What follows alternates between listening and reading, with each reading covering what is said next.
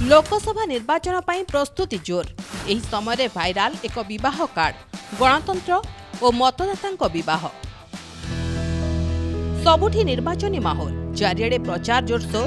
ଏମିତିରେ ସମସ୍ତେ ଭିନ୍ନ ଭିନ୍ନ ତରିକାରେ କରୁଛନ୍ତି ପ୍ରଚାର। ହେଲେ ଏହି ପ୍ରଚାର ବା ଲୋକଙ୍କୁ ଭୋଟ ଦେବାକୁ ସଚେତନ କରିବାର ତରିକା ଆପଣଙ୍କୁ ଭଲ ଲାଗିବ ନିଶ୍ଚୟ। ନିକଟରେ ସୋସିଆଲ ମିଡିଆରେ ଏକ ବିବାହ କାର୍ଡ ହେଉଛି ଭାଇରାଲ।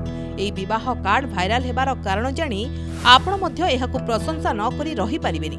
ଏହି ବିବାହ କାର୍ଡ ଦେଖି ଆପଣ ଏହା ମଧ୍ୟ ବୁଝିପାରିବେ ଯେ ରାଜନେତା ଓ ମନ୍ତ୍ରୀଙ୍କ ପରେ ଲୋକସଭା ନିର୍ବାଚନର ପ୍ରଭାବ ସାଧାରଣ ଜନତାଙ୍କୁ ମଧ୍ୟ ପ୍ରଭାବିତ କରୁଛି। ଆଉ ଲୋକଙ୍କୁ ସଚେତନ କରିବାକୁ ଯେମିତିକି ନିର୍ବାଚନ ଏବଂ ମତଦାନର ମହତ୍ତ୍ୱ ବୁଝାଇବାକୁ ବିବାହ କାର୍ଡର ନିଆଯାଉଛି ସାହାରା, ଯାହା ଏବେ ବେଶ୍ ଭାଇରାଲ ହେବାରେ ଲାଗିଛି।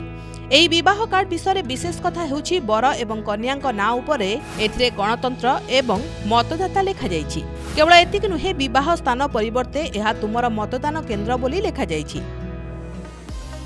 ଏହି ପୋଷ୍ଟଟି ସୋସିଆଲ ମିଡିଆ ପ୍ଲାଟଫର୍ମର ରେଡିଟ୍ରେ ୟୁନାଇଟେଡ୍ ଷ୍ଟେଟ୍ ଅଫ୍ ଇଣ୍ଡିଆ ନାମକ ଏକ ଆକାଉଣ୍ଟରେ ସେୟାର କରାଯାଇଛି। ଏହି ପୋଷ୍ଟ ସେୟାର କରି କ୍ୟାପସନରେ ଲେଖା ଅଛି, ପୁନେ ଅନନ୍ୟ ବିବାହ କାର୍ଡ, ଯାହା ନାଗରିକମାନଙ୍କୁ ସେମାନଙ୍କର ଭୋଟ ଦେବାର ଅଧିକାର ବିଷୟରେ ବୁଝାଇ ଭୋଟ ଦେବାକୁ ଉତ୍ସାହିତ କରିଛନ୍ତି। ଏହି ନିମନ୍ତ୍ରଣ କାର୍ଡରେ ଲେଖାଯାଇଛି, ଗଣତନ୍ତ୍ର ଏବଂ ଭୋଟର ପରସ୍ପରକୁ ବିବାହ କରୁଛନ୍ତି। ସମ୍ବିଧାନ ଦ୍ୱାରା ଦିଆଯାଇଥିବା ଏହି ଅଧିକାର ଏବଂ ଆମ ଦେଶକୁ ସମୃଦ୍ଧ କରିବା ଦିଗରେ ଏହି ପଦକ୍ଷେପ ନେବା ଉଚିତ, କାହିଁକି ନା ପ୍ରତ୍ୟେକ ଭୋଟ ଗୁରୁତ୍ୱପୂର୍ଣ୍ଣ। ଏହି ନିମନ୍ତ୍ରଣ କାର୍ଡ ମରାଠୀରେ ଲେଖା ହୋଇଛି।